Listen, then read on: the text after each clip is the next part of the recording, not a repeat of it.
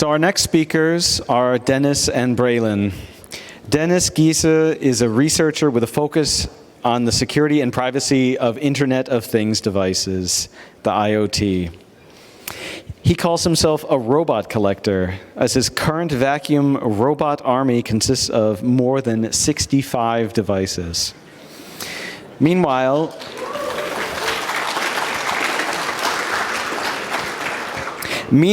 when her robot vacuum gave up the ghost, she took the opportunity to tear it apart.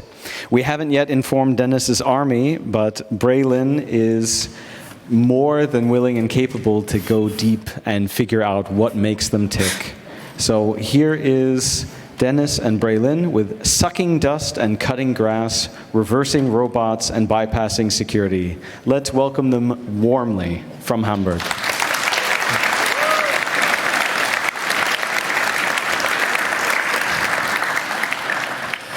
All right. Thank you for being here. I know in room number 1 there is like a slightly more interesting talk. I would like, I would like to go there, but I mean now we have this talk here, so I had to be here. All right. So welcome to the presentation. We're talking today about sucking dust, cutting grass, and slightly change breathing air, reversing robots and bypassing security. I'm Dennis. This is Braylon, and before we start, just want to do a quick introduction. So I'm a security researcher, which you heard. I do primarily what is in embedded security and privacy. Vacuum robot collector, it's 65 is true. I have actually more IoT devices than that. It's like around 400, I think, by now. And those are all brands. So basically, if I can buy devices, I just spend my credit card like a good American. So buy a lot of devices. And I like to reverse engineer any kind of interesting devices in particular. So right now it's robots, but I also do smart speakers or like flash memory. Some of the projects which I do, which are kind of related, are the reverse engineering of flash and the forensics on it. So basically I look at embedded devices, look if I can extract something from flash memory, but I look also at flash memory itself if I can, for example, manipulate the firmware on like flash and do mean things. Some time ago I did a paper about Amazon Echo where I did some forensics, and this, let's say, it wasn't very good for Amazon in this case. The other project that I run is robotinfo.dev. It's kind of like a systematic analysis of robots. So I look at hardware, software, sensors. Primarily I focus on security and privacy. So I have actually no idea about the cleaning performance. I just, buy them to hack them. And this side is also like keeping track of firmware changes. So this is like if vendors are patching something, we will see it. One of the sources for this database in the background is like basically I emulate devices or I kind of tamper with the app a little bit, but this is giving us some data for further research. And so as you can see, this is like one of the racks where if I need to get a robot, I just go there, grab one. If I need to test it, if I'm done, I put it back. But I don't have to distribute it everywhere to clean it. Oops. Hi, I'm Braylon. During the day, I hack things for Leviathan Security Group, but this talk does not reflect their views, and this is personal research. At night, I do security research things. My general focus is application security and APIs. Dennis is a brilliant hardware hacker, but needed some help with the application security stuff, so he brought me in. My first robot victim was a Yeti robot in 2021. During COVID lockdowns, it broke, and I decided to take it apart, and that kind of sparked my interest in hardware hacking. So yeah, now just hardware hacking for fun, generally. Robots, cameras, whatever I come across that seems interesting. All right, let's talk about the goals of this talk. So generally, I like to give this kind of talks to give people understanding about the security privacy risks of IoT devices. There's always like some information out there, but people are not sure like what's exactly going on. Then I would like to give you some overview about vacuum robot hacking and tell you what kind of vulnerabilities you can expect and how to potentially find them. Typically, with this kind of talk, the goal is basically to get root access on the vacuum robots or like any other kind of robots without disassembling, so without touching screws. So this is like the big goal of like our research. As some of you might have figured out that there's a lot of vacuum robot talks over the last couple of years, which I did, and always people asking like, okay, which company is basically impacted this time? Is it Xiaomi, Roborock, Dreame? Who is the poor victim? And I can now say that today's victim is Echovox, which is a very big company. So, some disclaimers, as always. We don't claim that any vendors use sensors to spy on you, but they could technically do it. We cover primarily physical attacks or proximity attacks, so we touch devices or we are around devices, so we are not really talking too much about, hacking, APIs and like mass hacking of devices. Generally, surprisingly, a lot of vendors are affected of security and privacy problems, and it's independent of size, it's independent of origin, so it doesn't matter if you're from China or if you're from US, and it's also independent of market size. So in my previous talks, I was talking about Xiaomi, Roborock, and Dreame, and in this talk, we are kind of focusing on Ecovacs. As an important thing is this research is part of just private projects, so it's not sponsored by any companies, organizations, and any statements we make are private ones and are not representing any organization. So devices which we talk basically today briefly are these. So as you see, this is like most of the current ones from Ecovacs. Everything which is underlined has a camera. Everything which is like italic, it has some sort of microphone or smart assistant. And we are talking also about the sub-brand of Ecovacs, which is Yeti, so basically it covers all of their devices. However, we focus only on devices which run some kind of Linux. There's some very, very cheap ones which have some ESP32 and no sensors, so we're not really interested in that, so we want to get something powerful. All right, so this talk is a result of like 5 years of research and experiments, not the whole time, but like on and off. And we are technically not the first one who look into hacking Echovox robots, but the previous projects were basically focusing on slightly upper focuses, like, for example, to emulate the cloud and to kind of make them work with different other things. The work is not finished yet, so there's a lot of devices out there, and there's a lot of things which we don't understand yet, so it would be great if other people could also take a look at it.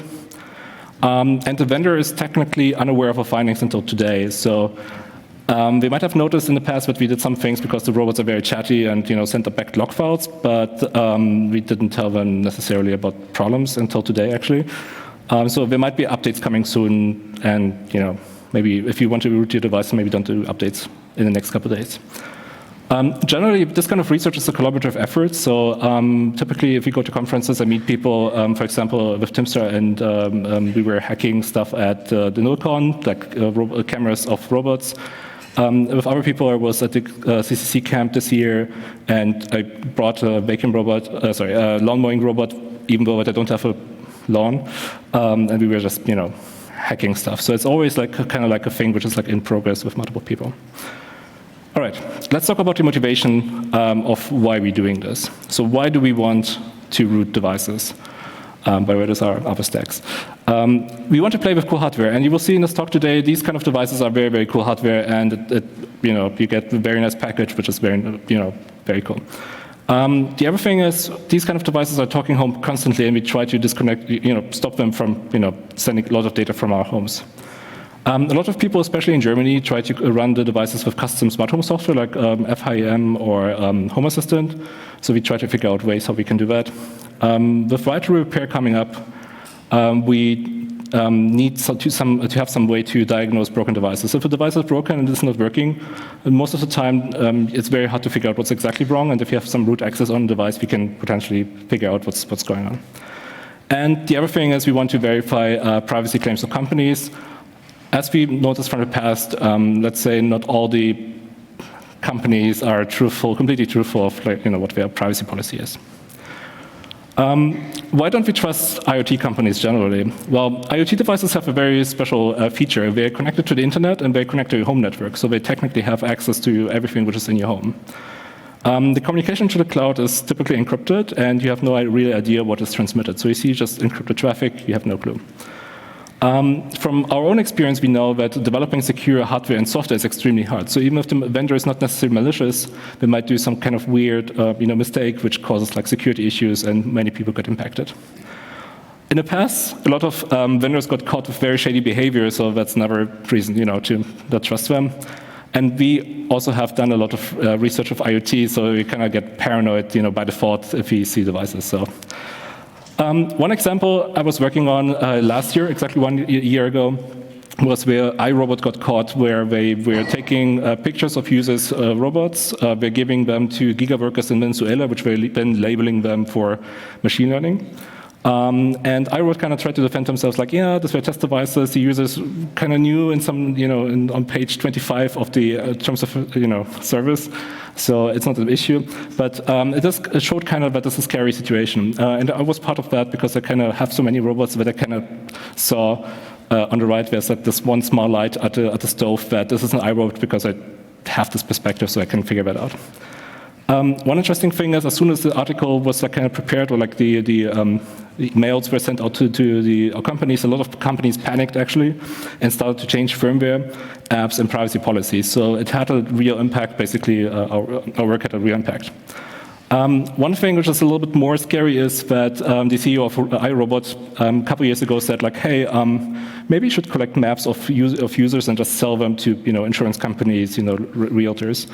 And they say that quite officially, and it's not very, encouraging that Amazon tries to buy iRobot nowadays, not because of their nice devices, but because of all the data which we have. So it's a kind of scary situation, so we should maybe take a closer look to that. Another thing which is kind of interesting for me personally, who's working on this project for quite a long time, devices get more and more sensors. And nowadays we're kind of used to have devices with cameras, but very recently, like one year ago, they started to get microphones. So what are risks of devices with cameras? Well, devices might store pictures indefinitely, and a lot of them do, both in the cloud and locally. Especially used devices might be very problematic. So if you buy like a vacuum robot or any other device with like a camera and a microphone from Amazon Marketplace or eBay, you have no idea if the previous owner did install like a rootkit onto it.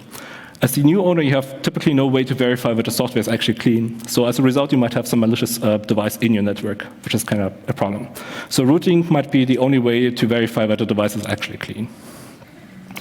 The question is like, well, can we rely on certificates? And all the companies which have devices with cameras and microphones, they have all kinds of certificates. So we get certified by the TÜV, which is my favorite company for whatever reason.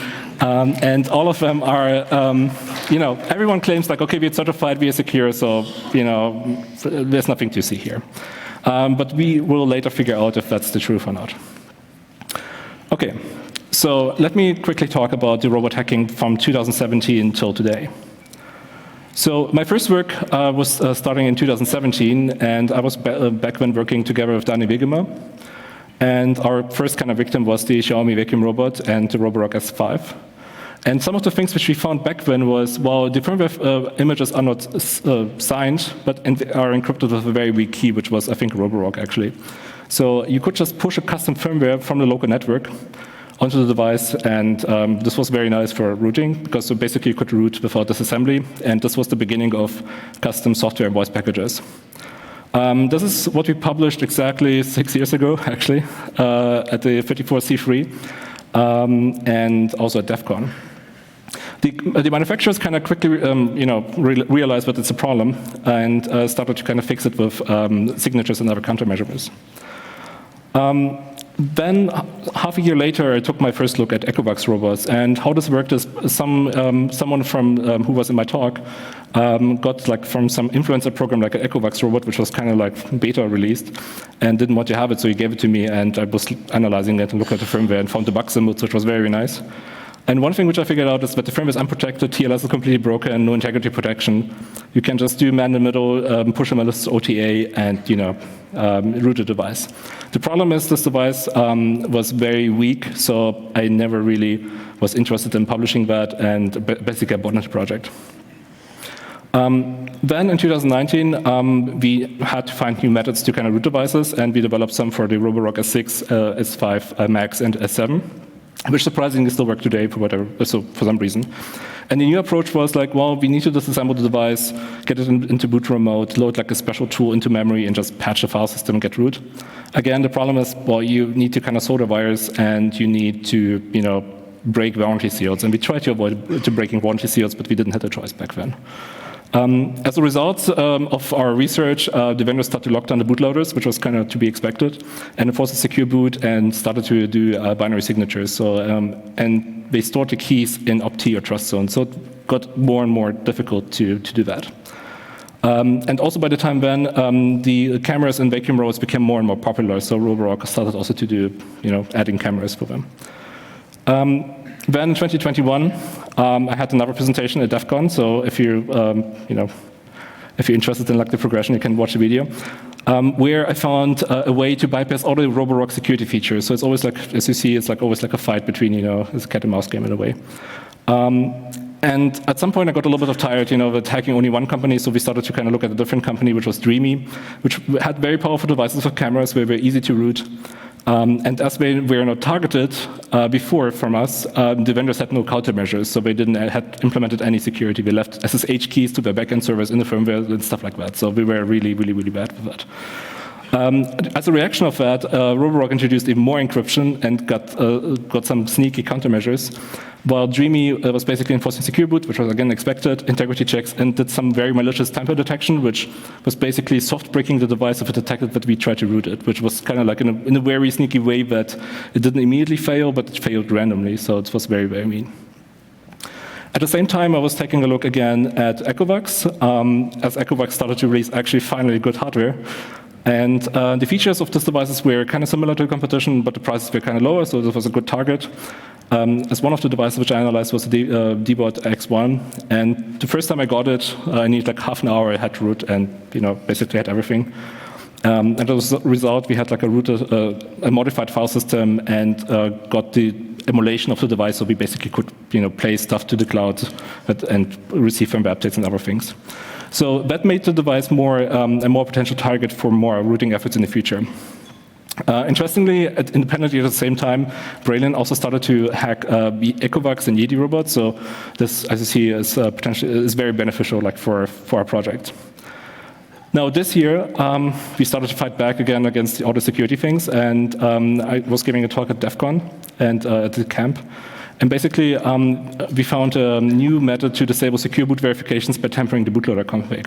And the trick here is we need to trick the U-boot bootloader to kind of patch itself and just remove all the security checks. And basically, we could defeat all existing security mechanisms by any vendor who used particular chipsets.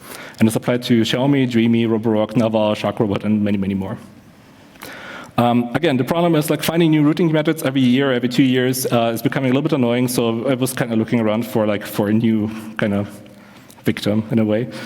One thing which becomes also like more problematic is that some companies kind of see the talks and design the devices to kind of be protected against our methods. For example, SharkRobot, they designed their main boards in 2020 with our research in mind. So we knew like, okay, we want to kind of get some debug pins and some other stuff. Which is a little bit annoying, and it took a lot of time, and nowadays we got a little bit more efficient with the methods. So in this particular case, we started to do deobfuscation of obfuscation. SharkRobot obfuscated things, while we used X-rays to deobfuscate things. So basically X-rayed boards, and we're looking for the bug pins, and we're basically following traces inside the board to kind of figure out what's going on. And this saves a lot of time because, instead of using a multimeter to kind of pinpoint things, we can just, X-ray it and call it a day. All right, so let's talk about the Echovox ecosystem. So why do we hack Echovox, or what is Echovox generally? Echovox is a company which was founded in 1998 in China, and the very original intent was to develop OEM products for other companies. But at some point they decided, like, hey, in 2007 to release their own flagship model, which is the DBot. As you can see on the right, it's a little bit interesting. In 2020, they had 17% market share, second to iRobot. However, there's no current numbers out there, but their current market share is likely higher, and they might be even on place number one. And currently, Echovacs market cap is 5 times higher than iRobot. So I would assume they are, very much up there. Products-wise, they have at least 130 different SKUs, so for different regions, different devices. And they're not only producing, vacuum robots, but as you can see, they produce also interesting things like air purifiers, lawnmowers, and all other stuff. By the way, the cameras are disabled. Don't worry. I mean, way off. Okay. Let's take a quick look at the typical hardware setup of Echovacs robots or vacuum robots generally. So you have typically an SoC, which is the application processor, which has connected LiDAR, which is like a laser tower, cameras, microphones. It has also like the Wi-Fi and Bluetooth connected to it. On the other side, you have the MCU, which has connected the wheels, infrared sensors, fan, and drop sensors. The reason why we do that is they run on the application processor, the Linux operating system. They do the navigation via mapping and connectivity. And everything which requires real-time stuff, they run on MCU. So, for example, if you lift the robot up, it would be bad if the Linux operating system crashes and the robot does something weird. So they have like the separation of things. So you kind of see there's like multiple processes there. So to go back to our example, the initial Echovox robot, which I looked at, the DBot 900 series was released in 2018, and it was based on like some single-core ARM chip, had 128 megabyte of RAM, 256 megabyte of NAND flash, and had sensors like LiDAR and infrared. But the problem was like it was very, very weak compared to the Xiaomi robots back then. So it was the same price, but it was very weak. So we were not really interested in hacking it. The next robot which we looked at was DBot X1, which was released in 2022. And it had different variants of base stations. So base stations are kind of like a current thing, which is very, very nice. For example, we had auto-empty functions and mob, or like mob only, so we have different features. And they had interesting, product features like station control, so you can remotely control the robot if it's in a different room over, some Wi-Fi things. And you had remote view, which was very interesting for me because I saw like, okay, if you can have a camera and a microphone, that's very, very interesting. So first thing is I bought it, disassembled, broke the warranty seals, so that was a little bit sad. And I was looking inside, and I was kind of surprised that this kind of device used like an octa-core ARM chip and had like a read-down core and an acceleration. Had 2 gigabyte of RAM, 512 megabyte of SPI flash, and had like this GD32 MCU, which is kind of like, I think, some weird clone of STM32s, in case you know that. One thing which I was kind of surprised that these devices have a Baidu DSP, which is used for voice processing. Baidu, for people who don't know, that it is kind of like the Google of China. It runs its own firmware, which was kind of interesting. They say they use it for wake word detection, but who really knows? Sensor-wise, we have a LiDAR, which is like the laser tower, which maps, creates like a map. We have a microphone array because they use it. They have like a smart assistant on the device. And we have cameras and line lasers so that we can detect objects in front of them. And of course, obviously, a lot of infrared distance sensors. We have more devices which are basically based on this model. For example, I have here like an Airbot Z1. It was released this year. It's basically based on the same platform, but it has like an additional camera and 6 microphones, because 2 are not enough. It has some features like a Bluetooth speaker, is an air filter and humidifier, and it has a home patrol mode. And I'm not even joking about the home patrol mode. So for the people who understand German, I'm sorry for everyone can't read German. As you can see, this is the official ad actually from my website. And I say like, so if you're not at home, this robot will patrol anything and you can feel, secure. And because it got certified by the TÜV Rheinland, your privacy is safe, everything is good. And by the way, it has 6 microphones, and you can chat with friends and family and stay in connection with them. And basically, the robot can also follow people around because it has like some face recognition features, so you can keep in touch with them. It's an actual feature, so I'm not even, it's okay. So the good thing is, these kind of devices, which is great for us, they have debug ports. And one of the things is, they use the same debug port back to 2019. If you need to order a part number, this is like the part number, you just Google that. And the cool thing, I have also, by the way, if you ask me, I have a lot of them here, so you can get one. It gives us UART, it gives us 3.3 volt for some experiments. For example, we ran like an ESP32 on the robot itself.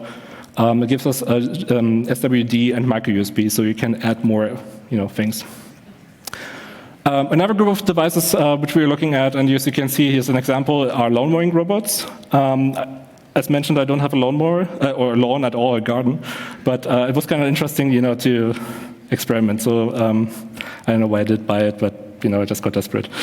Navigation-wise, it's kind of interesting. So we have GPS, we have visual cameras to navigate, we have time-of-flight cameras, and we have ultra-wideband beacons.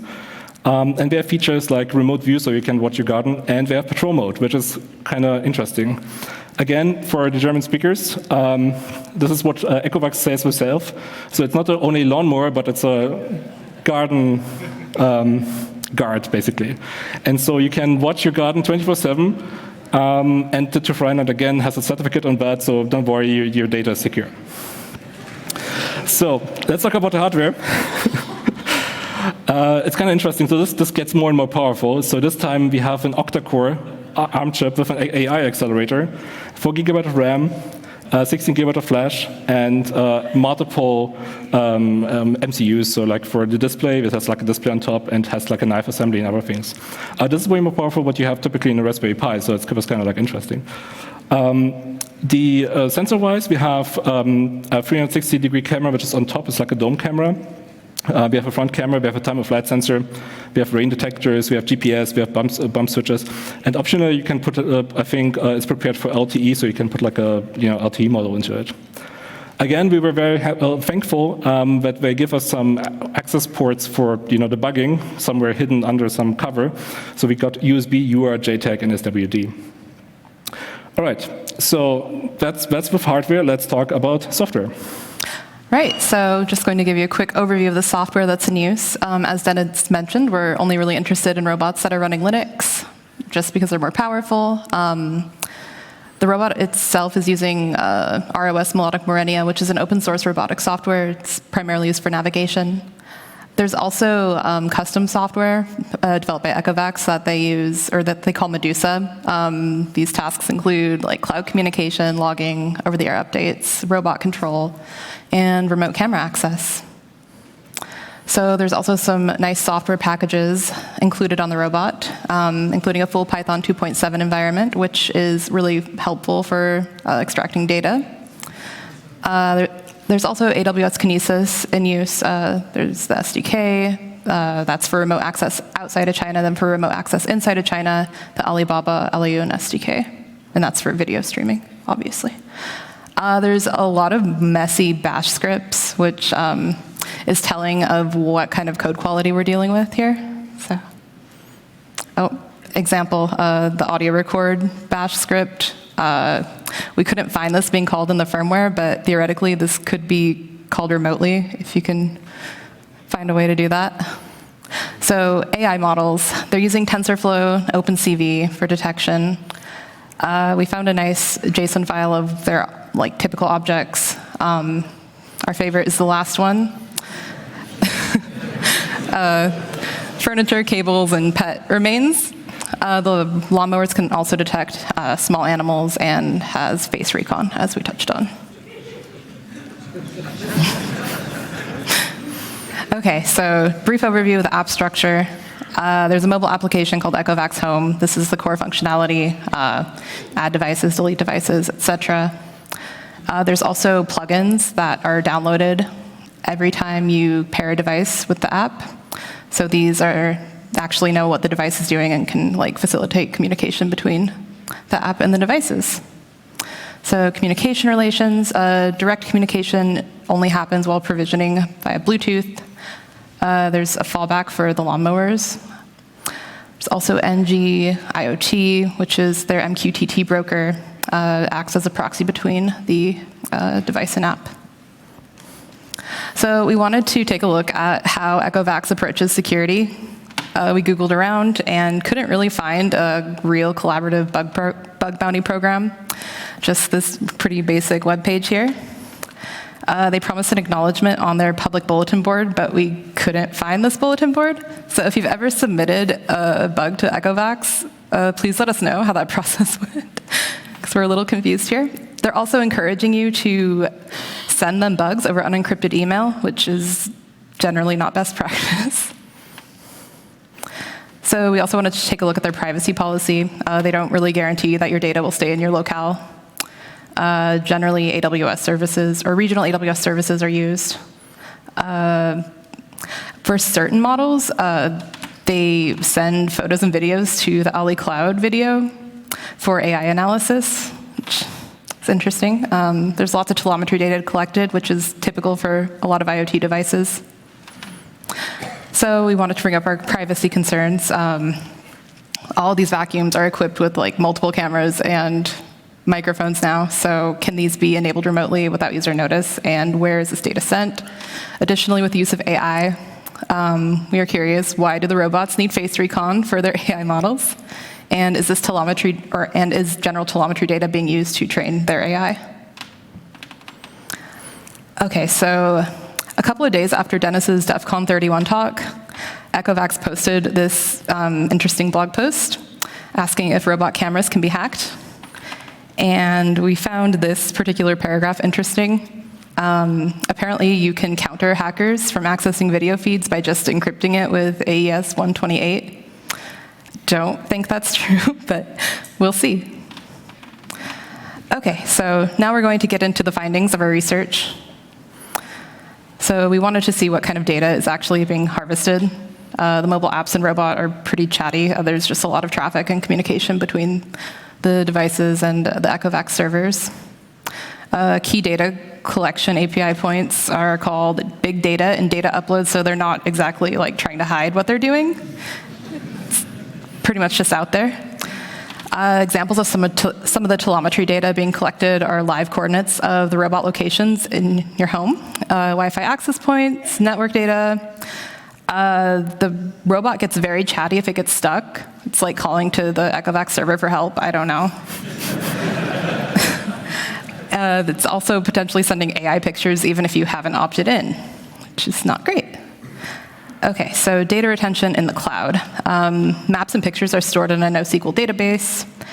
We also found that anyone who knows the object ID can access this as long as you have like a valid Ecovacs account and an auth token. Good security. The maps associated with these robots seem to remain on the servers, possibly indefinitely. We can't back that up at the moment because it's only been like 5 days since we deleted our account.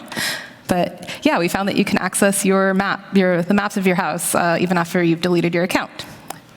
These maps also survive robot factory resets, and repairing to a different account doesn't do anything.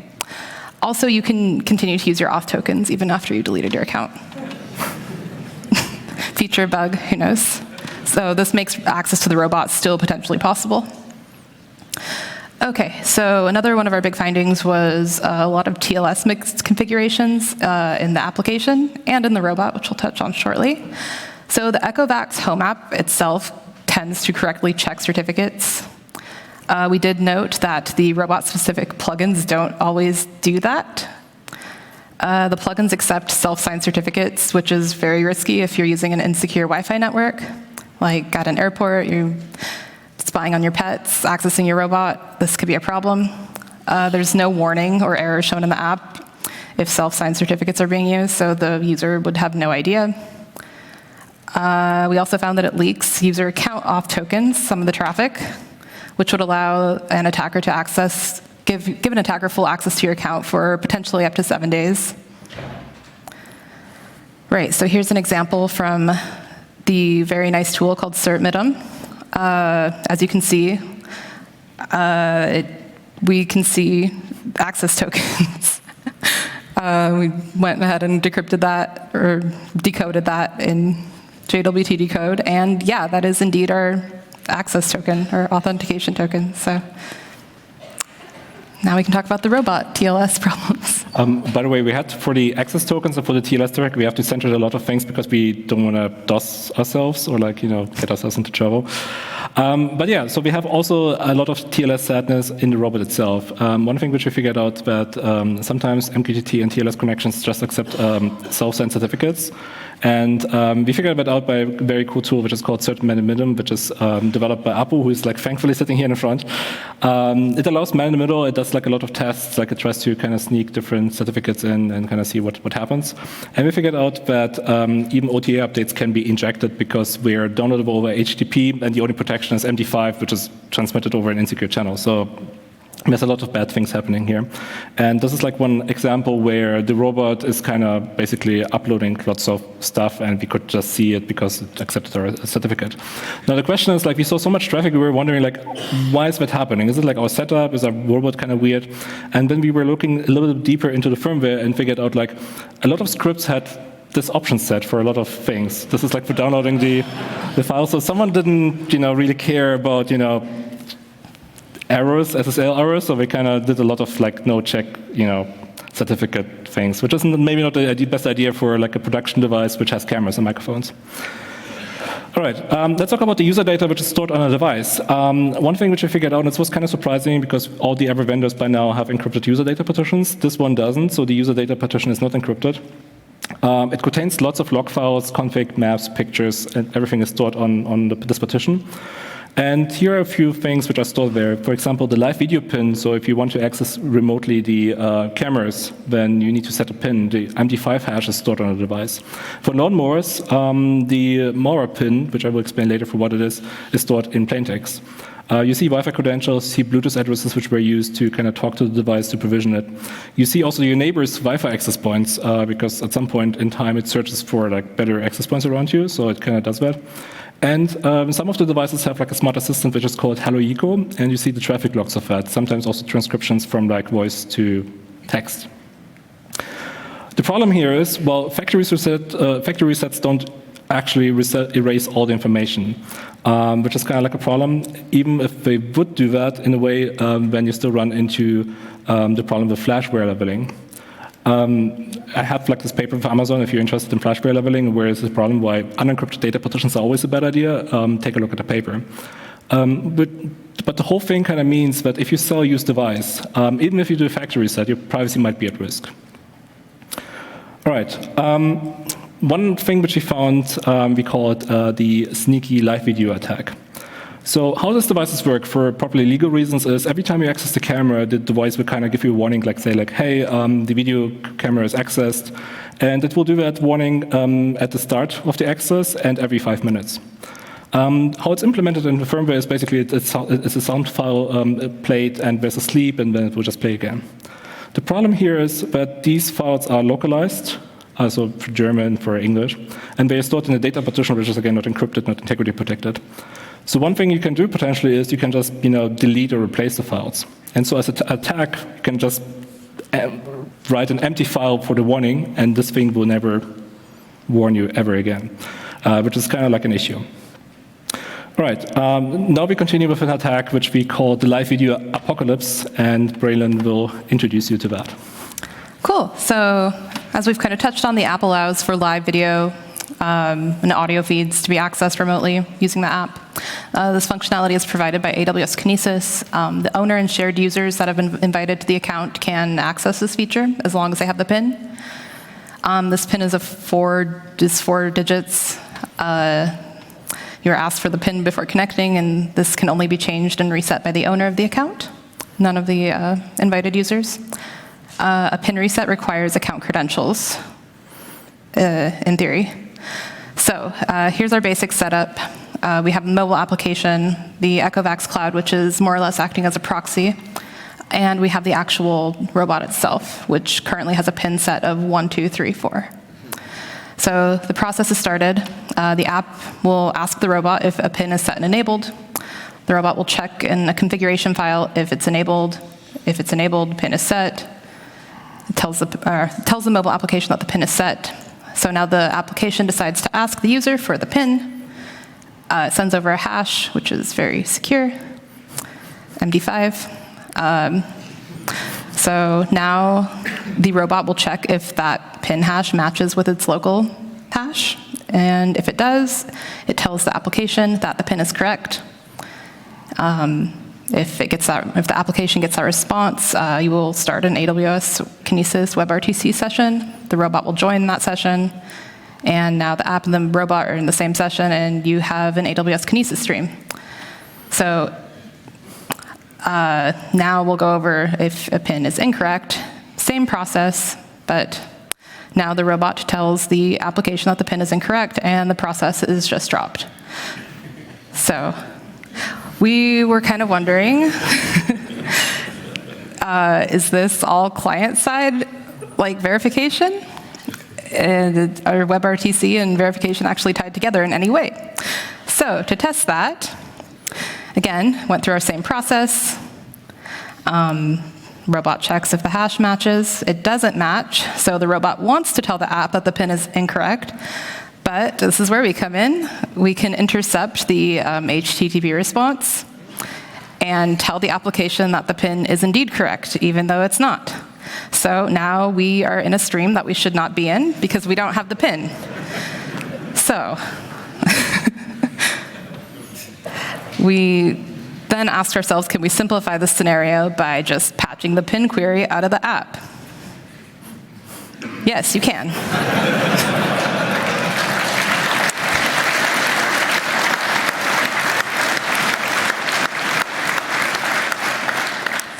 We just want to make it abundantly clear that this is not a vulnerability in AWS Kinesis. This is an issue in Ecovacs' code. Please don't sue us, AWS. This is not your problem. This is their problem.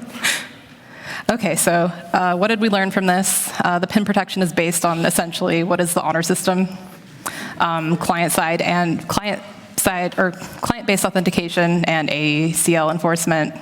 The robot does not keep track of successful authentications because the robot is stateless. It doesn't know what's going on. Log of a video stream access relies on the honesty of the app. This is really bad if you can attack chain this with the TLS issue that we shared, or on shared accounts that shouldn't have access to video. This is even worse if you have deleted the sound file.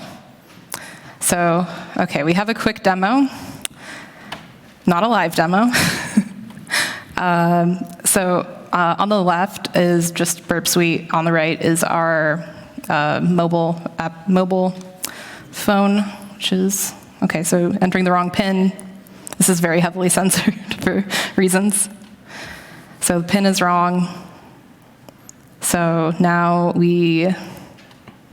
dropping some requests because they're irrelevant. So now we can tamper with the response. So we take that and just paste a correct response to and we send that to our application, and now we have a live video feed when we shouldn't have one. It's dropping in. So, yeah, the pin is useless.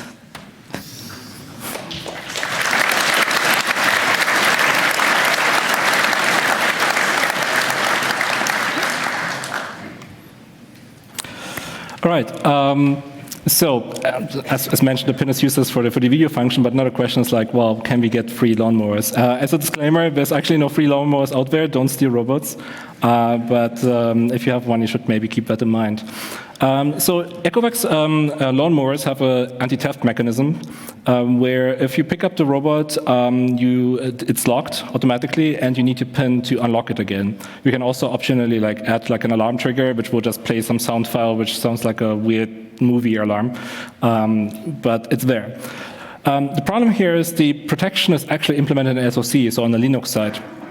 And the pin is stored in plaintext on the robot. So technically what someone could do is an attacker can steal the device, dump the pin after stealing the device, and just unlock it.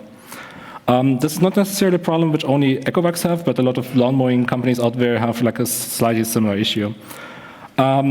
So that said, as a general warning, do not keep your mower outside unprotected. This might end badly.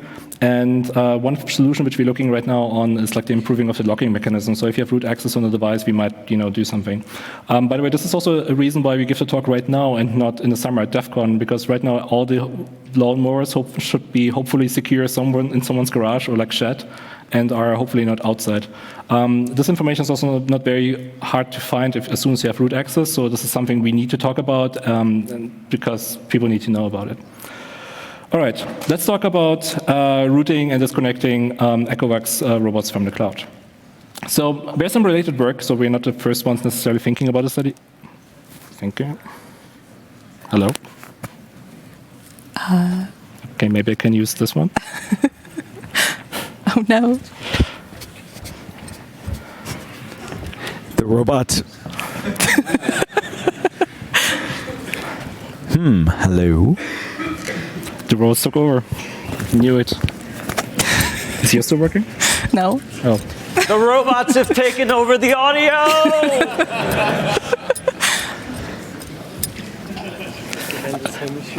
I turned them off, I swear.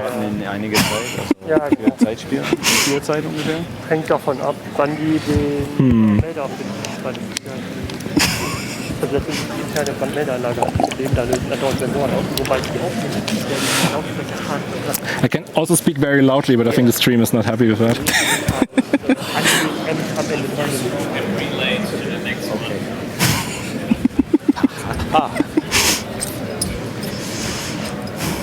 So in fact, the robots have attacked the fire alarm, and the fire alarm has decided to disconnect the speakers. It will be reconnected. We just have to be a little bit patient. So obviously I can't use the microphone, but I will try and be loud enough that everybody can hear me. So when we're talking about hacking robots, which in some cases have blades attached to them, usually when people talk about IoT vulnerabilities, it's about data privacy and, you know, okay, the camera knows the layout of my house and how I look and what my cat looks like. In this case, I'm going to start the Q&A now while we wait for the speakers to work. Have you ever come across a concern where the lawnmower robot has been used as a weapon, or do you think it's impossible to weaponize the lawnmower robots? So we actually had an idea at some point in a sense of, I mean, this lawnmower has maps, so it kind of knows how your garden looks like, it kind of navigates through your garden.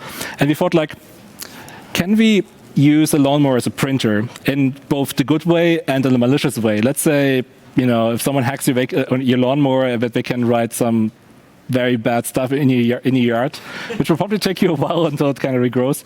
Or if you can use it, like, for example, like, you know, draw art in your garden. So there's always, like, you know, a good and bad side. Generally, these lawnmowers have security features which kind of prevent them, hopefully, from driving over your kids. Let it keep it that way. So, I mean, potentially you could patch it out, but I mean, don't do that. That's kind of dangerous, I think. So the robots, they're running essentially mobile device chipsets from a couple of years ago. They have these quad or octa-core arms. They have AI accelerators. They've got a pilot memory and a GPU. Will they run Crysis? I would have expected Doom, but so we actually, at the camp, we were thinking about installing Doom. So the lawnmower has like a small display and like a keypad where you can basically get status information and like switch through. And we're looking into how we can port Doom onto like an STM32 like thing. We didn't have that much time, but I think it should play Doom. So that while it's mowing the lawn, you can play Doom on it, I guess. Crysis, not sure if it's ARM compatible. So we have two options. I can keep this going for another couple minutes and see if the loudspeakers come on, or you can say, hey, we just speak louder and go without the loudspeakers. Do you have a preference between the two? I mean, it doesn't matter for me. A different question is like if the live stream? It's screwed anyway, right? I mean, the audio is being recorded by the microphones and being streamed and everything is just in here. Oh, okay. All right, yeah, I can just talk louder, I guess. Okay. I think this decision being taken from me.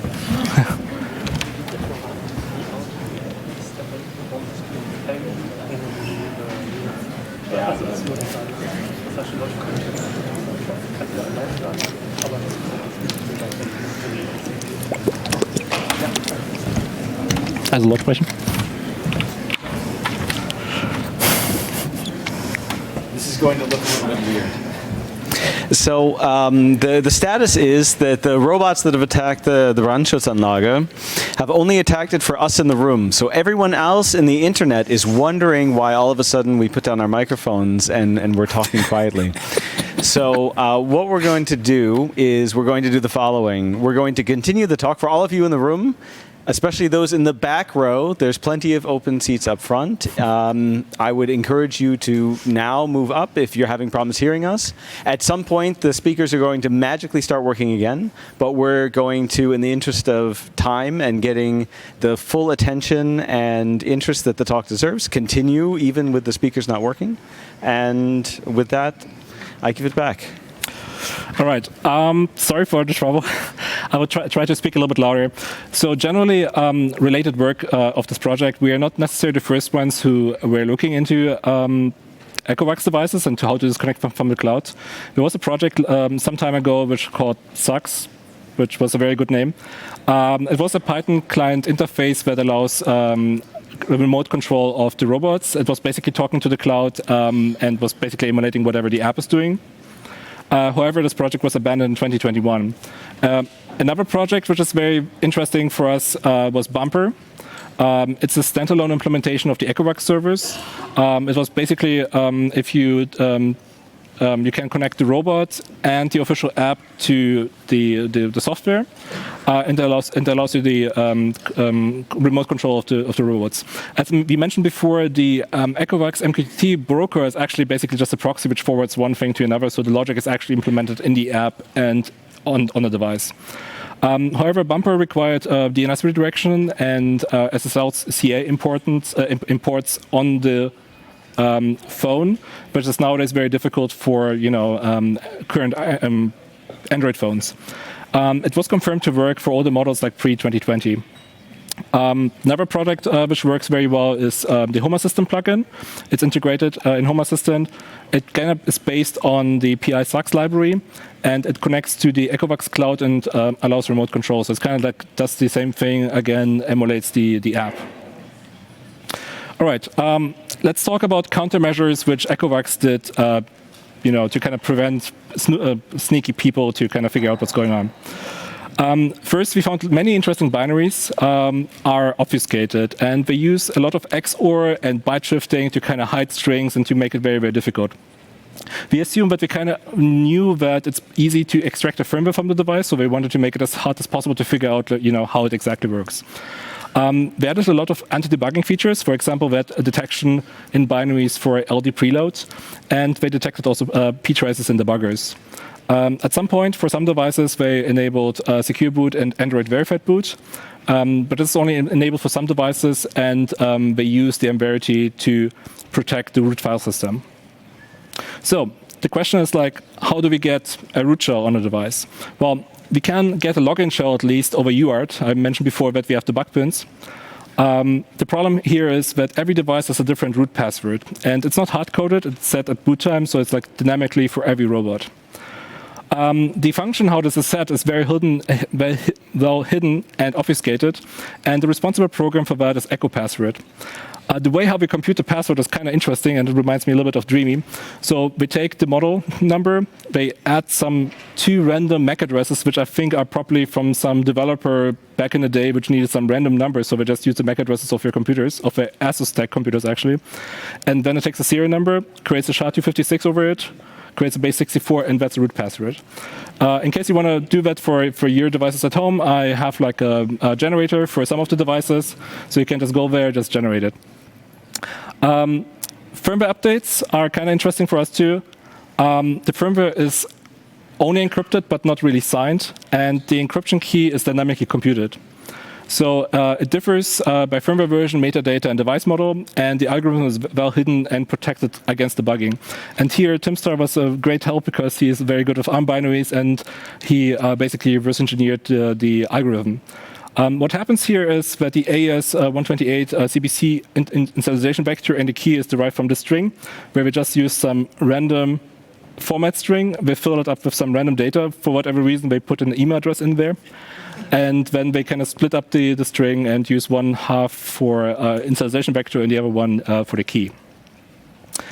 So now we need to talk about persistence. So how we can stay persistent on the device. One way is that we can modify the root file system. This works for a lot of models which don't have implemented integrity checks of the root file system. For example, the dboard X1 doesn't have it. And there the partitions are just squashfs partitions which are kind of packed in JFS2. And I think we assumed okay, it's so difficult to kind of puzzle it out, so we don't care. So it doesn't have signatures or any verification, so we can just unpack it, repack it, and call it a day. One thing which we saw is that the verification of security features kind of depends on what kind of SDK version they used or what kind of SoC they used. So it's kind of really random. You couldn't really tell for a particular device what's going on.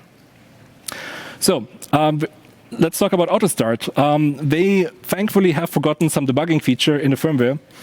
What it does is basically, even for devices which have secure boot and verifications and everything, at boot up, we check a folder, if a folder exists, which is data Autostart. Again, data is not protected. It's unencrypted.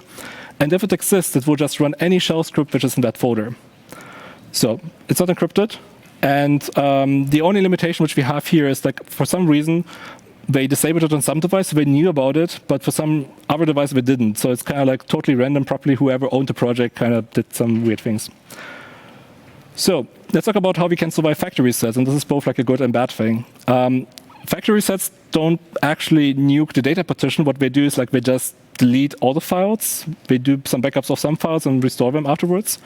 So the actual file system is never recreated. One of the ideas which we had is like, hey, we can just make files immutable, so they would survive like an rm-rf. And with change attributes, you can just like add an immutable flag. And what happens with an immutable flag is it can't be deleted, so it will survive factory resets and firmware updates. So let's talk about some future work. Generally, we try to figure out if we can use ROS directly as an open source robot. So this might be something which people who use ROS on a daily basis might able to do. We want to see if we can revive existing projects to work with modern robots. Another thing which is currently in process is the port of Valetudo, which is like a tool which runs on the robot and gives you like exactly the same features as in the app, but it's like all in one contained package that we want to port it to Ecovacs. Currently, this is supported by Xiaomi, Roborock, Dreame, but Ecovacs has a slightly different protocol, so we need to implement a new transport, and it's kind of like work in progress. And it might take a while, so please don't ask when it's done. I'm not the developer, so don't blame me. The other thing for the lawnmowers in particular, we want to find effective ways to prevent theft. For example, we might just change the root password ourselves to something which is different, so that whoever steals it can just, can log in onto the device. Generally, we try to find persistent ways for all existing models, and we need more people also to look into shady stuff in the firmware and in the apps. And this is where we also kind of need your help if you are interested in like rooting devices and you have a device, just maybe take a look. And there's a lot of interesting things to find, especially like the record_audio sh kind of gives you like a very, interesting idea. All right, let's talk about certifications, and Braylon is the expert here. I don't know about that. Okay, so there are several types of cybersecurity certifications that exist in the world. There's some international standards, US standards, regional standards.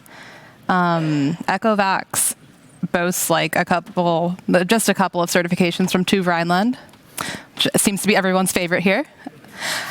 Standards are standards set by ETSI 303645 must be met. Hardware and software certifications are apparently, they claim those. The mobile application also has some certs or some framework listed. So are these standards actually being met? From our research, no, not really. There's a few that we found that we can say without a doubt these aren't being met.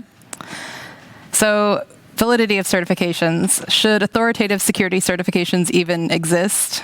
We don't know. But it seems to be more of a false sense of security for both consumers and vendors. Pen testers will always miss phones. It's just kind of a reality of the job. It's a time box assessment. They're humans, and yeah, you can't get everything. But we do raise our eyebrows at the amount of low-hanging fruit that we found in the Echovox ecosystem. So can you rely on certifications? No, not really. All of these devices have been compromised regardless of what TÜV Rheinland's certifications they have. All right, let's talk about some takeaway lessons from this talk.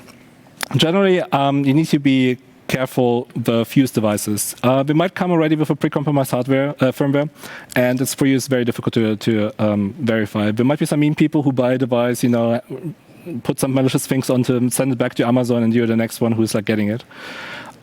If you want to sell a device or dispose it, try at least to do a factory reset. These kind of devices, or IoT devices generally, smart speakers, the same case, contain a lot of sensitive data. Check the manual how to do factory reset.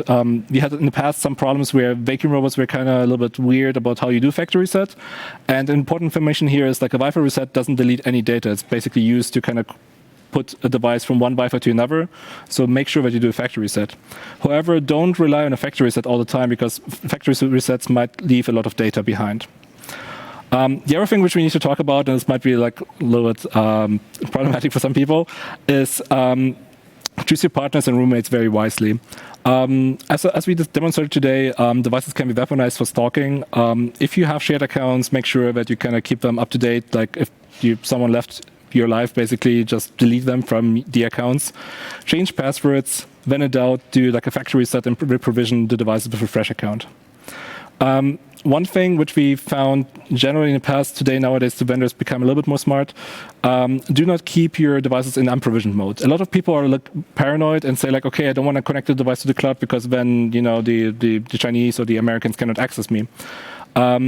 Make sure that it actually disables the provisioning mode, otherwise you might have an issue. What is the issue? Well, if your device is in provisioning mode, it kind of announces like, hey, I'm an Echovacs or like a Roborock or whatever device, I'm unprovisioned. So some of your mean neighbors can see it and decide like, hey, I can just put the credentials of my Wi-Fi into them. So then the robot will happily connect to the account of your friendly neighbor, and they might be able to potentially access the live stream.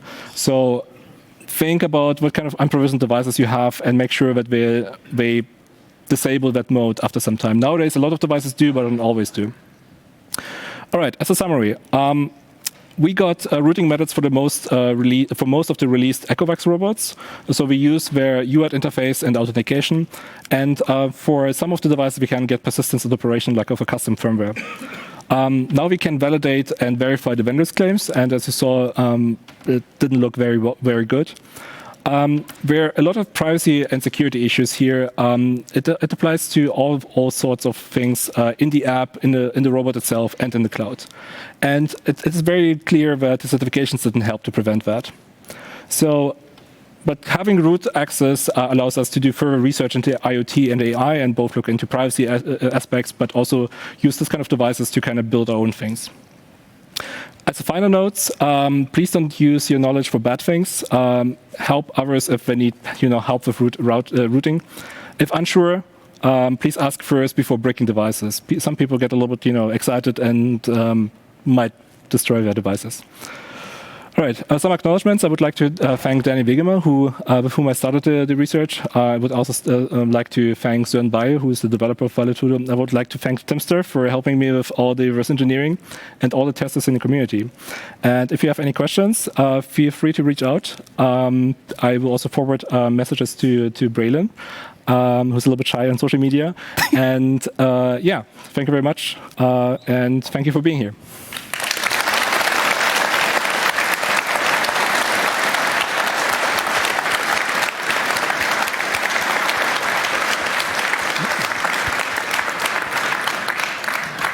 So I think that having successfully weathered the attack from our robot overlords on our sound system, we can give Braylon and Dennis another fantastic round of applause for finishing out the talk nearly on time. We have time for questions, even though we're over the time slot, because there is not a following talk.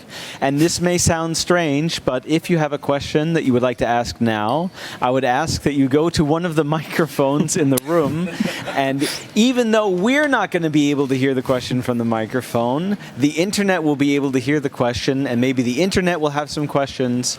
And I see that already there's a question from the internet, and no comment on the robot uprising on our audio system. I'll try. So speak into the mic, but yes. Just loud. I think it's on, yes. This is one question from the internet. Is there any anecdotal evidence, or are there any publications that these devices have been used maliciously in the past as backdoors into home or corporate networks? So the question was, is there any evidence that these devices have actually been used maliciously in the past? So not to my knowledge necessarily, but one thing which kind of made me a little bit nervous was that after my DEFCON talk this August, some people from some US organizations came to me and asked like, hey, we are wondering, can we find people with these devices if they have cameras, like, in countries? And I was like, okay, if we are able to find these things, then people who have like a lot of time and a lot of money can find these things too. So while I'm not aware of examples, I definitely think that someone is already using it right now. From the front here. And please speak both into the microphone and loudly, if possible.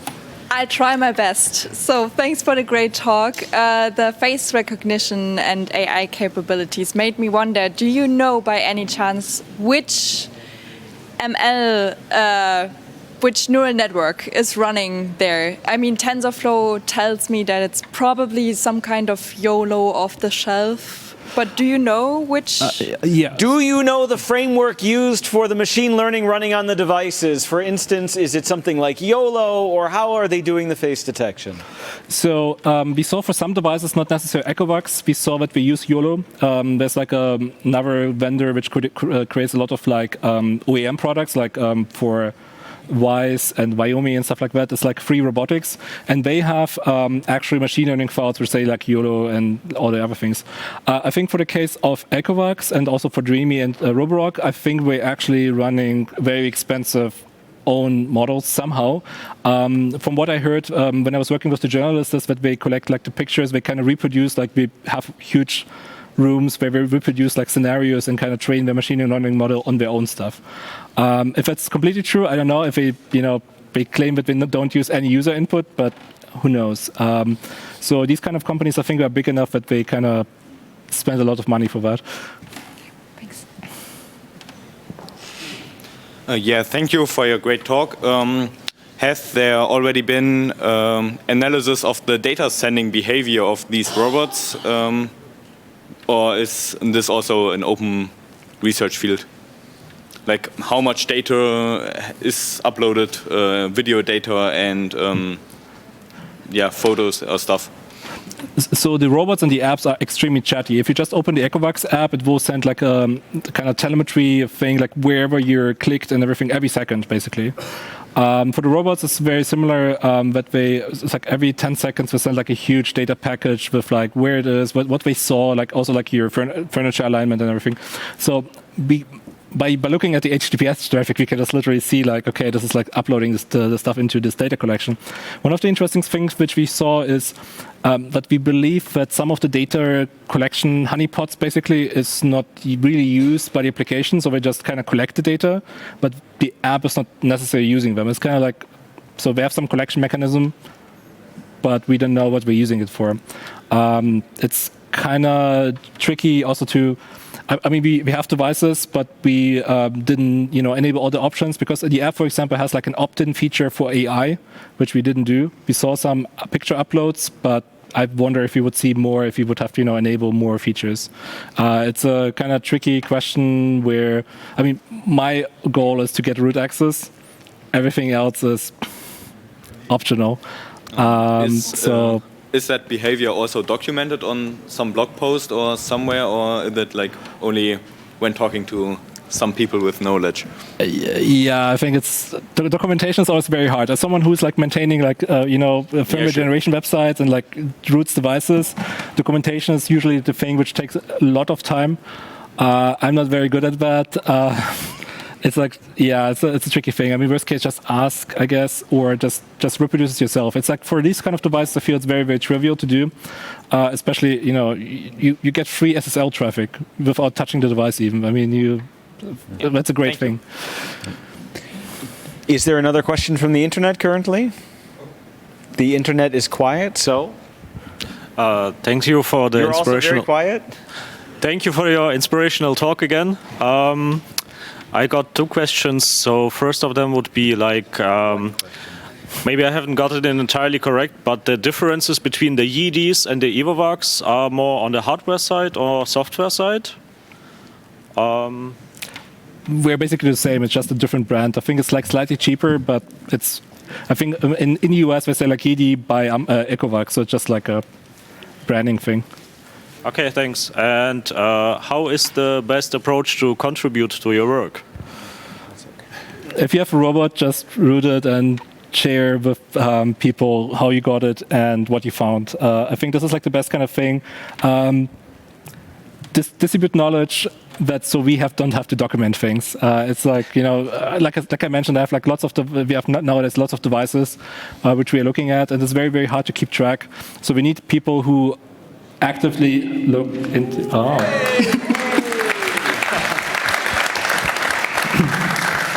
So we need to have people who actively look into things, and this would be very helpful.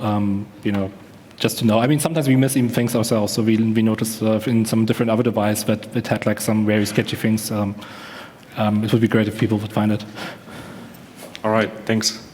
Great. We have time for one more question, which is convenient because there is one more person waiting to ask a question. Hi. Thanks for the talk. Really interesting. As someone who works in robotics and also owns one of these Echovox robots, I always wondered how can I access it? So is there a good way? Do you have it documented how to route it and actually get access to the ROS graph that you described as present there? Is it? Can I find it on your website? Or? Yeah, so eventually I will upload it. I have also the adapters, like the things which you can use to kind of put it in. I have them here, so if you just see me in the next couple of days, just ask me, I might have some. Generally, I will probably do in a year all the documentation stuff. The stupid thing what happened to me is I used Windows for some stuff, and while it was not there, it did a Windows update and it's stuck now in a BitLocker pre-boot, so I can't do too much right now, but eventually it will be documented, and on robotinfo.dev you will have also the pinout and everything how to access it. Great, thank you. All right, let's, for one final time, this time with the assistance of the audio system, thank our wonderful speakers, Braylon and Dennis, for their fantastic talk.